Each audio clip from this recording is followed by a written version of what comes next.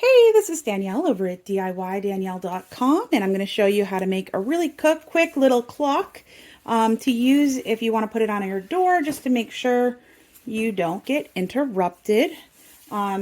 This one we are making for our au pair who lives with us and has their own room in our house, and I just want to make sure the kids don't interrupt them too much. As you can see, I cut some cardstock, white cardstock here with my Cricut. It's in a circle.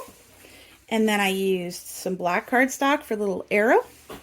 And then I used the Smart Sticker cardstock in green, orange, red, and blue for the different sections. These are... Okay, so this white piece is white cardstock. We have white or black cardstock for the arrow. And then these pieces are all Smart Sticker paper cardstock, and as you can see, they peel off like this. So we've got 4 pieces here, and there's one for each section of our clock. So I'm just going to go put those on our clock, and they will stick on very easily.